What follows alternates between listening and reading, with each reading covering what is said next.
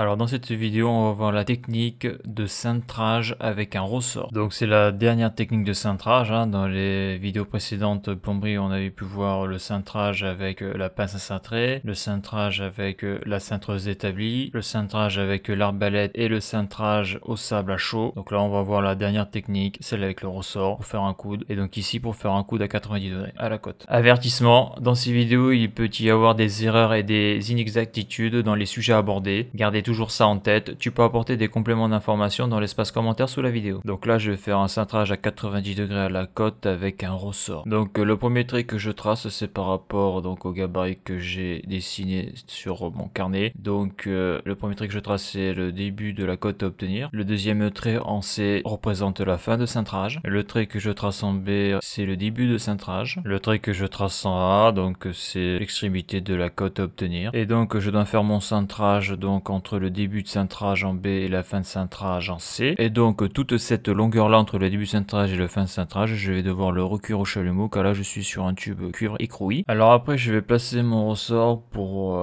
tracer dessus deux repères, mon repère de début de cintrage et mon repère de fin de cintrage, car lorsque j'aurai mis le tube cuivre dans le ressort, je ne verrai plus mes repères que j'ai fait avec la craie de Briançon. Alors maintenant je peux recuire le tube et je vais le recuire du trait pratiquement au niveau du trait du début de cintrage jusqu'au fin de cintrage. Donc à noter, pour savoir comment est-ce que je fais pour reporter mes codes début de cintrage et de fin de cintrage, et bien il faut regarder la vidéo précédente qui est plomberie 23 cintrage à coude à 90 degrés à chaud au sable sur un tube cuivre à la côte où j'explique la méthode. Donc là je recuis donc du début de cintrage.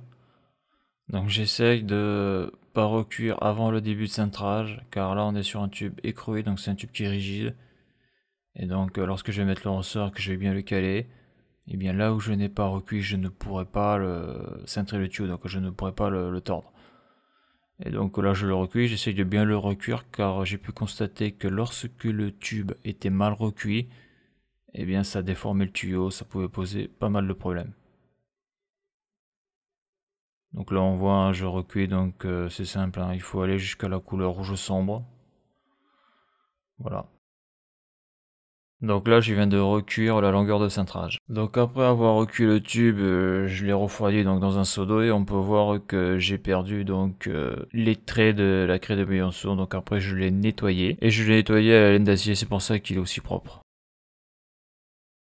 Donc là sur la photo de gauche, log à ma souris, on voit donc les repères que j'ai mis là, donc avec la craie de Briançon. Donc là c'est la cote à obtenir, donc d'axe à axe qui est ici là. Et donc là on voit qu'une fois que j'ai donc, comme je l'ai déjà dit là, une fois que j'ai reculé le tuyau, quand je l'ai passé à l'eau, obligatoirement la craie de Briançon a été effacée. Parce qu'avec le choc thermique, la craie tient pas le choc on va dire. Donc après j'ai nettoyé le tuyau, donc là on voit qu'il n'y a plus de repères sur celui-là, donc log à ma souris. Donc là, comme j'ai reculé, on voit ici là le recuit là. On voit que le tuyau a pas la même couleur que ici, même en le frottant avec de la laine d'acier, on voit qu'il y a une différence entre là et là. Donc là j'ai mis un petit repère ici là, donc on voit qu'il y a quand même une différence de 2-3 cm par rapport à la photo de gauche. Là on voit le repère bleu ici, là on voit que le premier repère était là. Donc là je me suis basé par rapport donc au recul qu'il y a ici, parce que comme je l'ai dit là, comme c'est un tuyau écroué, là où j'ai reculé je ne pourrais pas tordre le tuyau. Donc là j'ai mis ce trait là, parce que je vais rentrer mon ressort dans le tuyau et je vais l'arrêter jusqu'ici. Et après, une fois que le ressort sera sur le tuyau, donc là j'ai mes deux repères début cintrage, fin de cintrage, donc avec mon genou, je vais voir si ça force ou pas et je vais cintrer comme ça. Là ce que j'aurais dû faire là, mais je ne l'avais pas fait, c'est prendre la cote qui est d'ici au début donc d'axe et après la reporter ici pour justement être beaucoup plus précis. Mais j'avais pas percuté que lorsque j'allais mettre le tuyau dans l'eau, la craie allait s'effacer, voilà. Donc là je mets le tube dans le ressort, je cale le ressort sur mon petit repère là qui est à gauche là. Et là après je vais cintrer avec le genou. Donc on voit sur le ressort le début de cintrage et la fin de cintrage. Donc après je force progressivement, hein, pour éviter de dépasser les 90 degrés. Donc voilà, je m'y reprends plusieurs fois. Et là on voit que le coude à 90 degrés est pas trop mal. Donc là on peut voir un peu mieux là mon coude à 90 degrés. On peut bien voir le ressort et on voit qu'avec le ressort le tuyau ne s'est pas écrasé lorsque j'ai cintré. Car bien sûr j'ai utilisé un ressort du même diamètre que le tube à cintrer. Donc là je vais enlever le ressort. Donc pour l'enlever je le tourne et je tire en même temps. Et donc je mets des gants, voilà, pour pas me blesser quoi. Et là on voit que le cintrage est pas mal. Le coude n'est pas écrasé. Donc là, le coude que je tiens dans la main, je l'ai fait à la cintreuse d'établi. Et on peut voir qu'il est très propre, qu'il est très esthétique, qu'il n'est pas écrasé. Alors celui-là, il est fait au ressort et on peut constater que le ressort marque un petit peu le cuivre. Donc là, on voit où il y a mon curseur de souris. Donc là, on est droit. Là, on a donc le début de cintrage. Donc là, je cintre. Ici, fin de cintrage. Là, on est droit. Et là, on voit que sur tout le cintrage, sur toute la longueur de cintrage, on peut voir qu'il y a des petits traits là. On peut voir qu'il y a des petits traits. Donc ça, c'est le ressort qu'il a fait lorsque j'ai donc appuyé avec mon genou pour le cintrer. Donc c'est un des défauts de la technique du ressort, c'est que ça marque légèrement le cuivre. Donc là, je prends le coude que j'ai fait avec la cintreuse établie et je le pose donc sur le coude que j'ai fait avec le ressort et on voit que, eh bien, au niveau du cintrage, c'est exactement la même chose. Le cintrage est bien respecté. Alors celui-là, c'est celui-là que j'ai fait avec la cintreuse établie. Alors celui-là, c'est celui-là que j'ai fait avec le ressort. Donc je le pose dessus, on voit que ça correspond bien au niveau du rond de cintrage, c'est parfait. Donc celui-là, c'est celui-là que j'ai cintré à chaud au sable. On voit qu'il est légèrement écrasé là sur son coude. Et donc on voit que comme les autres, le rayon de cintrage est pas mal. Donc ça, c'est parce que j'ai pris les cotes et voilà quoi, je me suis pas trompé dans les calculs. Là, on peut voir les trois coudes cintrés avec trois techniques différentes. Et donc là, on peut observer l'esthétisme extérieur des coudes. Donc là, on peut voir l'intérieur des trois coudes et on voit que c'est assez propre. C'est correct.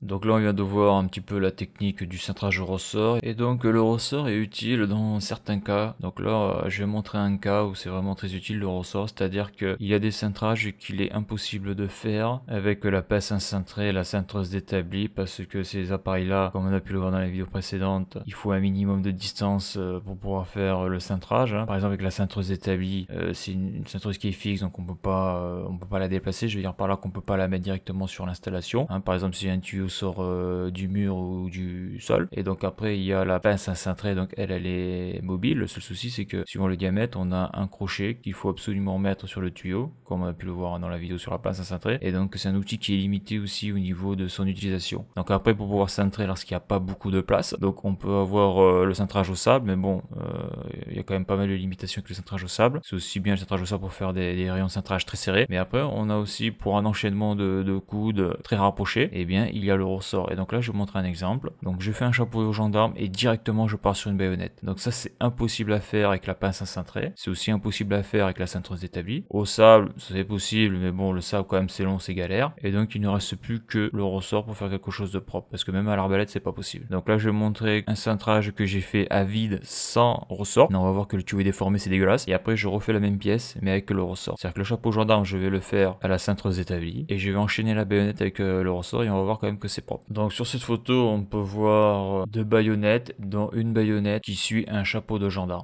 Donc ici on a un tube cuivre, ici là on a une baïonnette, la première baïonnette. Donc là on a un tube cuivre qui vient d'en bas là. Donc on voit qu'ici il y a un chapeau de gendarme. Donc le chapeau gendarme on le voit là, il est bien dans l'axe du tuyau là. Et là on voit que j'enchaîne directement par une baïonnette avec un certain déport. Et donc là on voit qu'ici là c'est tout déformé parce que je l'ai fait à vide, sans sable et sans ressort. Donc là je vais zoomer dans la photo d'après et on va voir que c'est dégueulasse. Donc déjà là on voit que c'est dégueulasse là. Esthétiquement c'est merdique. Donc je l'ai fait à vide en chauffant chalumeau. Alors sur cette photo j'ai zoomé sur l'enchaînement, donc chapeau gendarme baïonnette. Donc on voit bien la déformation au niveau du coude en sortie chapeau de gendarme. Donc c'est moche. Et donc là j'ai refait la pièce, donc chapeau de gendarme toujours à la cintreuse établie. Et là j'ai fait le coude de là, donc le début de la baïonnette ici là avec le ressort. Donc là on voit très bien là, donc ici je l'ai fait aussi au ressort il me semble. En tout cas celui-là je l'ai fait au ressort c'est sûr, et on voit que là c'est esthétiquement beaucoup plus propre. On voit que le tuyau n'est pas écrasé, n'est pas déformé.